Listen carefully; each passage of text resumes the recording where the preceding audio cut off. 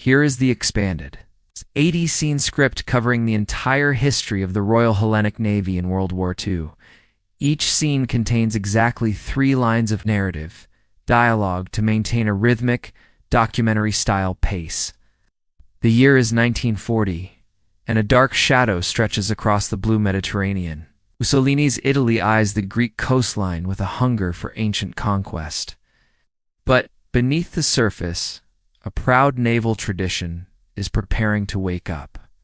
October 28th, 3 a.m., the Italian ambassador delivers a final, impossible ultimatum.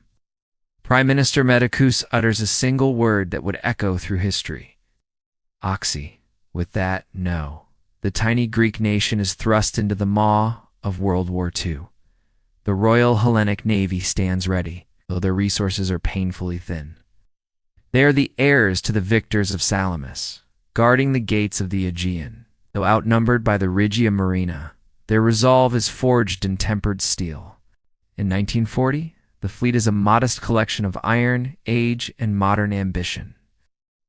Limited industrial capacity meant every bolt and hull was precious to the people, yet this force would operate in the most strategic waters of the global conflict. The fleet consists of aging cruisers, modern destroyers, and silent, lurking submarines. Civilian fishing boats are requisitioned and painted gray for the coming storm.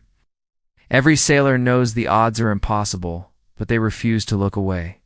The Greek warships would fight through the early, darkest years of the Mediterranean War.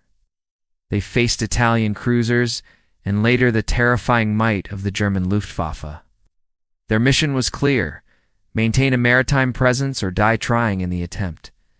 History remembers the courage of those who stand against overwhelming, crushing odds. This is the story of a fleet that refused to surrender, even when its soil was lost. From the smallest auxiliary to the grandest cruiser, they became symbols of freedom. We begin with the origins of these vessels, built in British and French shipyards. Each hull was brought home with the hope of keeping the Greek islands safe and free. Now we examine every warship that served the Royal Hellenic Navy in its greatest trial. Standing above all others is the legendary armored cruiser, the Georgios Averof. Launched in 1910, she was already a veteran hero of the bloody Balkan Wars. To the Greek people, she was not just a ship, but the living soul of their navy.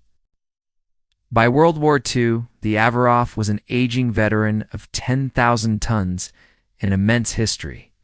She carried 4 massive 9.2-inch guns that could still command respect at sea.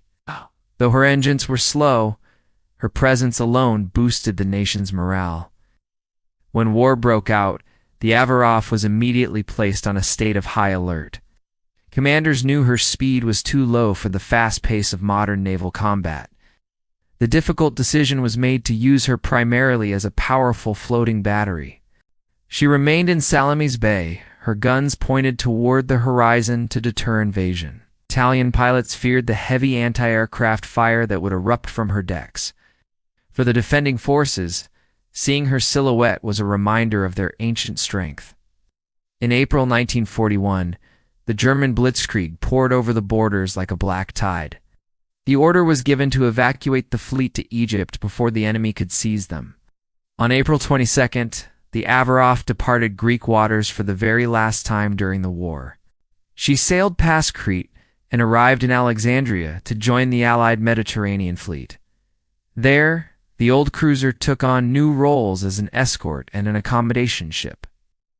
Her experienced crew members were often transferred to newer, faster vessels for battle.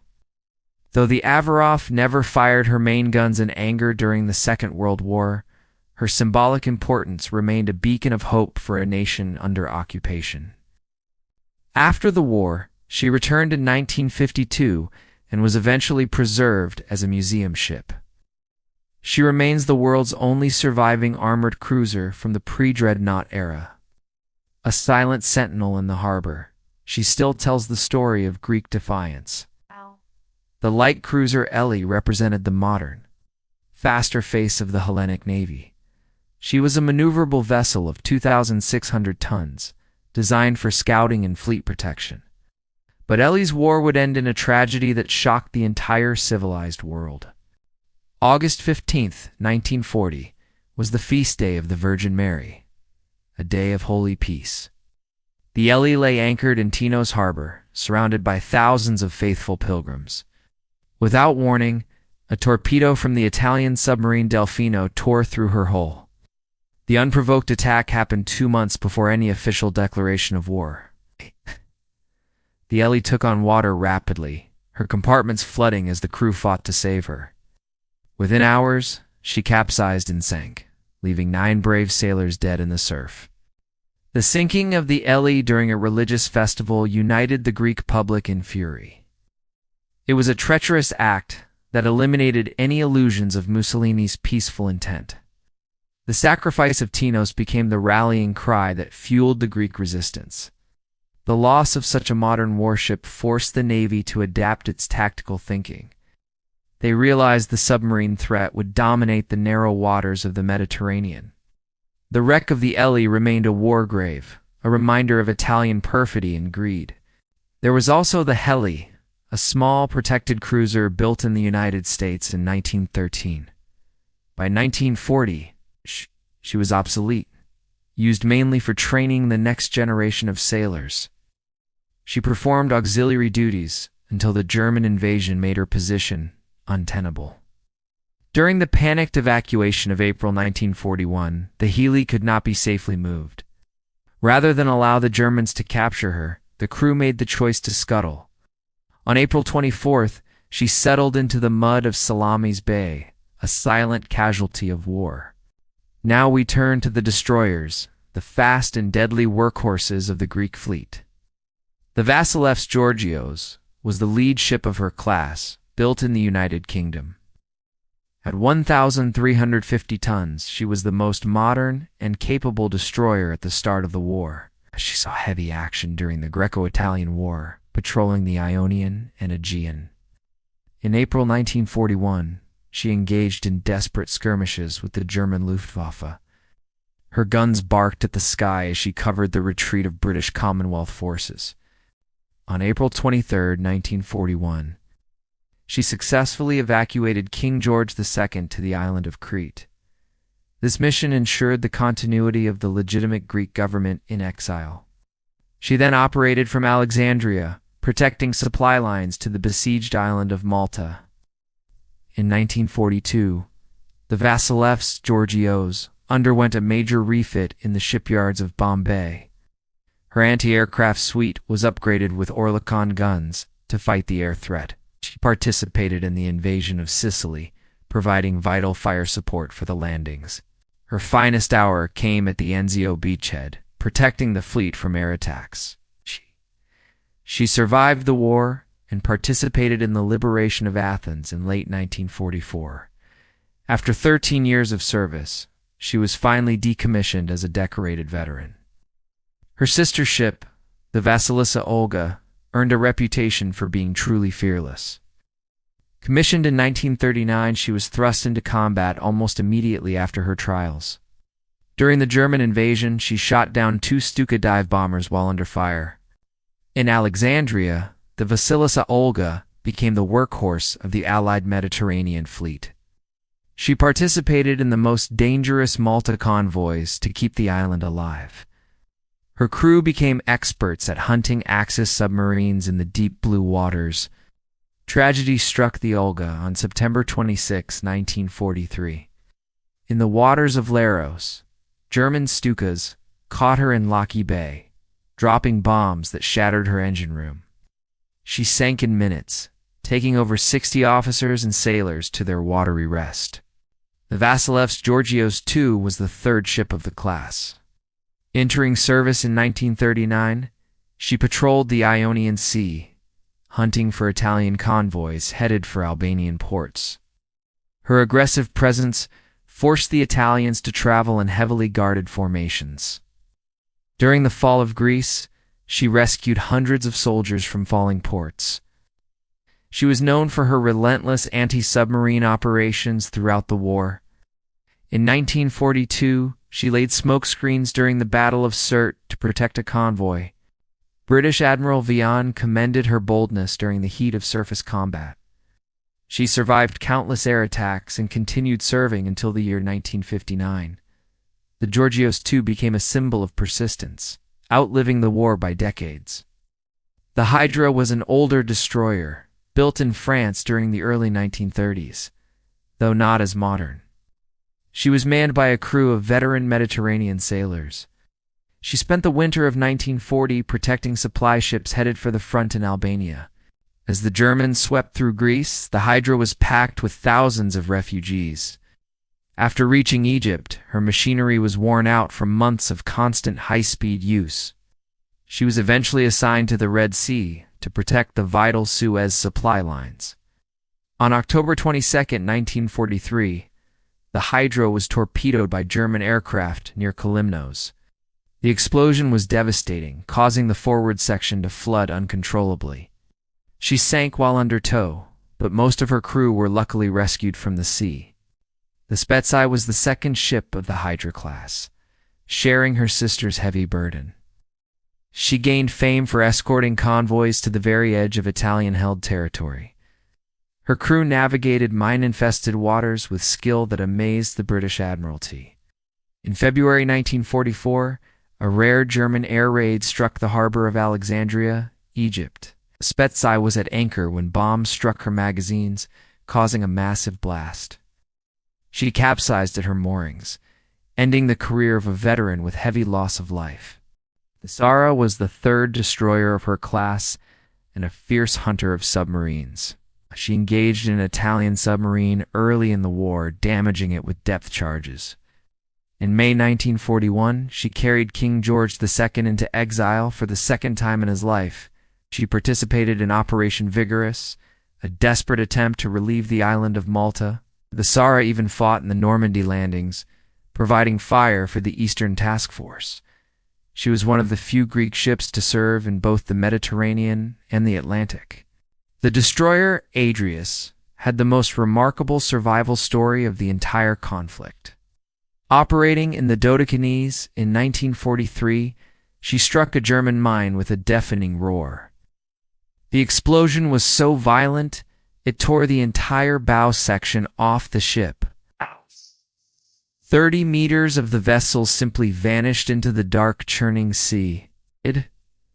By all logic, the Adrias should have sunk to the bottom within a few minutes. But her crew refused to quit, shoring up bulkheads as the water poured inside. The captain made the legendary decision to sail the ship backwards to reach safety. For 30 hours, they navigated 80 miles in reverse, while under the threat of attack. The Adrias reached Alexandria, a headless ghost ship that left the British in awe. She was eventually rebuilt in India, receiving an entirely new bow for her hull. She returned to service in 1944, just in time for the liberation of her homeland. Her story remains a testament to Greek engineering and the unbreakable sailor's spirit. Now we descend beneath the waves to the silent service, the Greek submarines. The Protefs was the lead boat of a French-built class, delivered in the 1920s. She was designed for coastal defense in the confined waters of the Aegean Islands. During the Greco-Italian War, she attempted to interdict supply lines in the Otranto Straits. Operating in clear Mediterranean water made avoiding detection a constant deadly game. She successfully evacuated to Egypt, dodging German air patrols along the long route. By 1943, her aging machinery made her too obsolete for frontline torpedo attacks. She was relegated to training new crews and serving as a target for sonar practice. The Protefs survived the long war and was finally decommissioned in the year 1945. The Nereifs, her sister ship, followed a similar path of stealth and danger. She achieved distinction by torpedoing and damaging the Italian vessel Fenzi. This success proved that even older boats could be deadly when handled with skill. In 1941, she successfully infiltrated the Aegean, despite heavy Axis anti-submarine nets. She gathered vital intelligence on shipping patterns and enemy troop movements. Later, she was used for special operations, landing agents on occupied Greek islands. These missions were vital for maintaining contact with the underground resistance forces. The Neref survived the war, but was in such poor condition she was soon scrapped. She had given everything she had to the cause of Greek liberation and freedom. The Triton was a more modern submarine, larger and more capable than the Protefs class. She carried 8 torpedo tubes and was assigned to offensive duties from day one. Throughout the winter of 1940, she harassed Italian convoys in the Otranto Straits. On April 15, 1941, the Triton was caught on the surface by German patrol planes. Despite a desperate crash dive, bombs shattered her pressure hull and internal systems. She was forced to surface and was lost with most of her crew in the cold depths. The Glafkos was the sister ship to the Triton and a highly active hunter of ships. On December 4, 1940, she sank the Italian merchant ship Fenzi in a bold attack. The victory boosted national morale and proved the Navy could strike back hard. After moving to Alexandria, she became a master of evading enemy sonar detection. She landed numerous agents and supplies on islands held by the German army. Her career ended in 1942 when she vanished during a patrol in the Aegean Sea. No wreckage was ever found, and she joined the list of boats that simply disappeared. The loss was a heavy blow to the small and depleted Greek submarine force. But the most famous of all Greek submarines was yet to make her mark on history. The Papanikolis is the most decorated vessel in the history of the Royal Hellenic Navy. Launched in France, she was a large, formidable boat commanded by Captain Adrias. Her war began immediately with aggressive patrols in the narrow Otranto Straits. On November 17, 1940, she claimed her first victory by sinking the ship Belita. She quickly became known as the scourge of the Adriatic to the Italian sailors. But her most famous day was December 26, 1940, off the coast of Albania. Adrias penetrated a screen of Italian destroyers to attack a large supply convoy. 2 merchant ships were sent to the bottom and a tanker was severely crippled. The destroyers retaliated with depth charges, but the Papanikolis vanished like a ghost. Captain Adrias became a national hero, his face appearing in every Greek newspaper. The submarine continued her reign of terror even after the German invasion began. She evacuated to Egypt and continued her patrols with even more lethal intensity. By 1942, she was landing intelligence agents and delivering weapons to the partisans. These missions required her to surface dangerously close to enemy-held coastal cliffs. Her crew became legends of the covert war, keeping the spirit of Greece alive. By the war's end, the Papanikolis was credited with sinking over 20 Axis vessels. She was the highest-scoring Greek submarine and one of the best in the Mediterranean. Her battle flag and periscope are preserved today as holy relics of the Navy. The Katsonis was another French-built boat, slightly smaller but no less aggressive. She spent the early war engaging Italian convoys with mixed but determined results. In 1941, she joined the fleet in Alexandria to continue the fight from afar. The Katsonis specialized in the dangerous work of landing resistance fighters by night. Tragedy struck in September 1943 during an infiltration mission near Skythos Island. She was detected by a German patrol craft and forced to surface under heavy fire. Captain Spanos ordered his crew to abandon ship before scuttling the vessel to the bottom. Most survived, but spent the rest of the war in the hardship of German prison camps. Her loss was another reminder of the high price paid for every mile of sea. The story of the Royal Hellenic Navy is an extraordinary chapter of naval history. From the sinking of the Ellie to the final liberation, they never stopped fighting. They faced tragedy, exile, and death.